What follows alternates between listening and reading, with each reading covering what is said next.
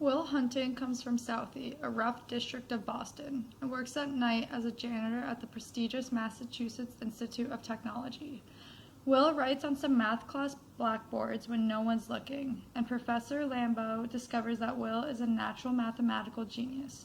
Lambeau tries to bring Will out of his go-nowhere environment into the academic world where his talent will be appreciated. Will half agrees, but he still hangs out with his tough crowd in Southie, and he winds up getting arrested after a fight. Lambeau keeps Will out of jail through an arrangement that includes his mentoring, plus Will's going for psychotherapy with Sean McGuire. That course of psychotherapy is the core of the film. Sean's treatment of Will in therapy involves a lot of risks, but through a combination of empathy, rule-giving, self-revelation, and provocation, Sean manages to bring Will to understand that the severe physical abuse he suffered as a child at the hands of his foster parents is not his fault, and that he really is a good person who has a lot to offer. Sean gains some credibility with Will when he admits that he, too, had suffered abuse as a child. Will's realization makes possible a much more positive self-image and a whole new vision of life. He decides to stop denying his talents and to recognize that he might be good enough after all for brilliant and charming MIT student Skylar, who loves him and whom he finally leaves Southie to follow as she heads west for graduate school. The purpose of this presentation is to attempt to diagnose some of Will Hunting's potential psychological disorders. As we mentioned before, Will is a troubled young man with a traumatic past from a rough neighborhood. Will is an orphan who dealt with some of the darkest parts of the foster care system, having been beaten and even stabbed by a foster father. As an adult, Will is short-tempered, and his propensity for fighting has earned him a rap sheet a mile long and reputation as a troublemaker. Despite his crude exterior, Will possesses an incredibly rare genius-level intellect and is able to develop an encyclopedia knowledge on a seemingly unlimited amount of subject just from books at his library. One of his greatest gifts is his abilities in solving upper-level mathematics, and it is this particular skill that sets him on his journey of self-discovery that we witness over the course of this film. Due to Will's intellectual abilities, he is able to self-diagnose himself with attachment disorder. However, he emotionally has trouble coming to terms with this, as shown in this video.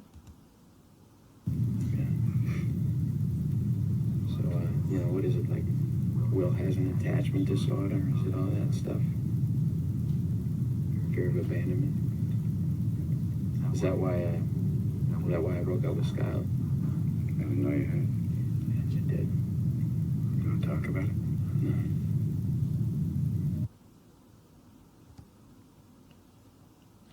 Although we cannot confidently diagnose Will Hunting with reactive attachment disorder by examining the known facts of his childhood, such as frequent changes in foster care, abuse from foster fathers, and bullied by his peers, in addition to the traits Will displays as an adult, can lead us to believe that Will has reactive attachment disorder. Listed on the screen are the DSM-5 criteria for reactive attachment disorder. The criteria shown here are meant to be applied to children under the age of 5. However, as we do not have any scenes of Will at such a young age, we are demonstrating manifestations of these issues in his adult age. In this video, we see a dialogue between Will and Sean after they have a conversation about the abuse that they both experienced during adolescence. This is one of the only times Will opens up about what happened to him growing up. After listening to Will, Sean begins to tell Will that the abuse was not his fault. We will see Will casually brush off this sentiment as he usually does. Sean repeats the words to Will, trying to get through to him. You can see Will start to break down from these words, ending with a cathartic release of emotion. The way Will responds in this dialogue shows that he harbors an intense amount of self-resentment from the abuse he experienced. It's not your fault.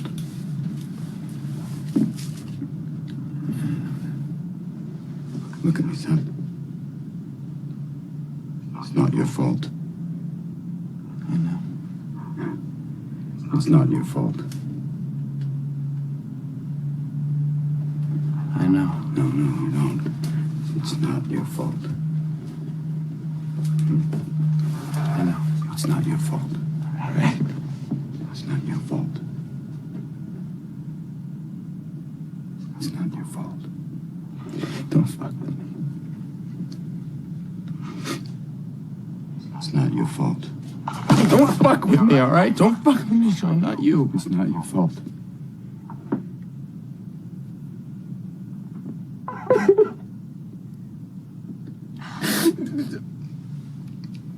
It's not your fault.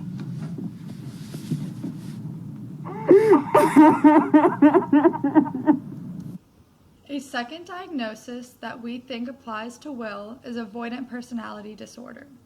Here we can see the list of the criteria for diagnosing this disorder according to the DSM-5. In order to diagnose Will with an avoidant personality disorder, he would have to display at least 4 of the 7 of these seen below. Sean points out that Will is so adept to anticipating future failure in his personal and romantic relationships that he either allows them to fizzle out or deliberately bails in order to avoid the risk of future emotional pain. When Will then provides a whimsical reply to Sean's very serious query of what he wants to do with his life, Sean simply shows him the door. When Will further tells his best friend Chucky that he wants to be a laborer for the rest of his life, Chucky becomes brutally honest with Will. He believes it's an insult for Will to waste his potential as a laborer, and that his recurring wish is to knock on Will's door in the morning when he picks him up for work and find that he just isn't there, that he has left without saying goodbye. Chucky's honesty hits home with Will more than anyone else's, even a trained professional like Sean. Will also shrugs off the work he's doing for Lambo as a joke, even though Lambo is incapable of solving some of the theorems and admittedly envies Will. Lambo begs Will not to throw it all away, but Will walks out on him anyway. At a later job interview, Will gives the interviewer a long explanation about why he doesn't want to be a government code breaker. At another interview, Will sends Chucky in his place. Chucky mocks the panel of representatives, even persuading them to give him all the cash they have before mildly threatening them to call from his attorney. Another part of avoidant personality disorder that Will exhibits is the unwillingness to get involved with people unless certain of acceptance. During the movie, we do not see Will go out of his way to make new friends and connections, except with Skylar. Will has a tight-knit group of his friends that he calls his brothers. These people grew up with Will and have been with him through pivotal moments of his life. Since Will is an orphan with no stable family, his childhood friends became a surrogate family for him. Will knows that they accept him for who he is by default. He does not make any efforts to branch out beyond this group. His initial antagonistic relationship with Sean also exhibits this quality. While it is known that Sean just wants to get to know Will and help him out, Will goes out of his way to shut himself off from any relationship with Sean.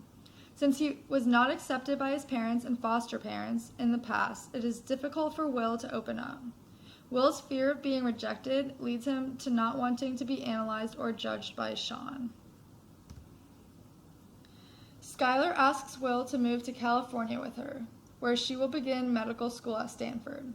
Will panics at the thought. Skylar then expresses support about his past, which is received as patronizing and triggers a tantrum in which Will storms out of the dorm while in a state of undress.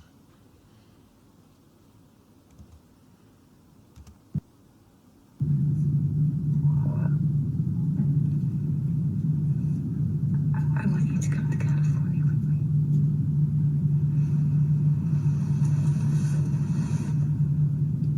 You sure about that?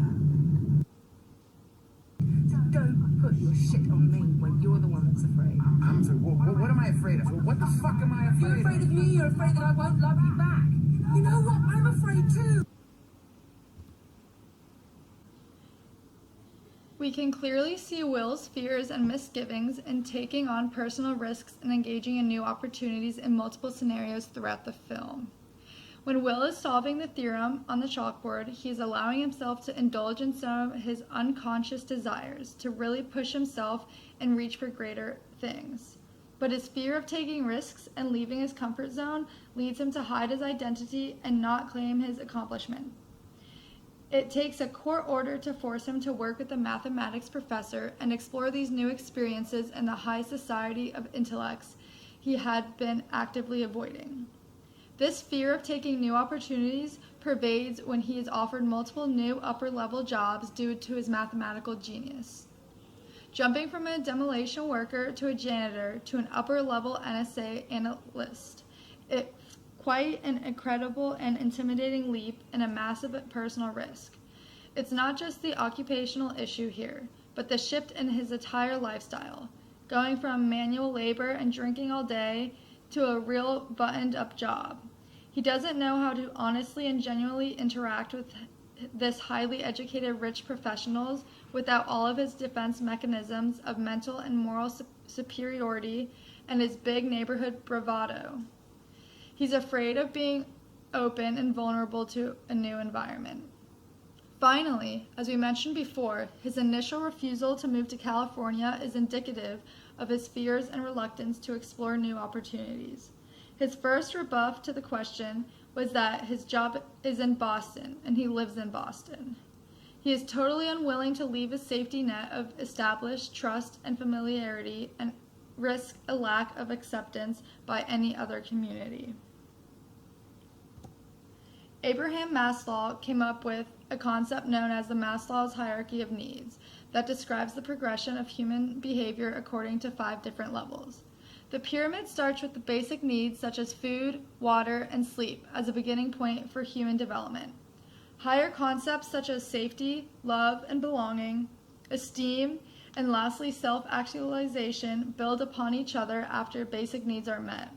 Maslow states that once a human meets a level of the pyramid, they are able to progress to the next level. If one has a deficit in one area of the pyramid, it becomes difficult for them to be motivated to move past their deficit. Will Hunting is a brilliant young man.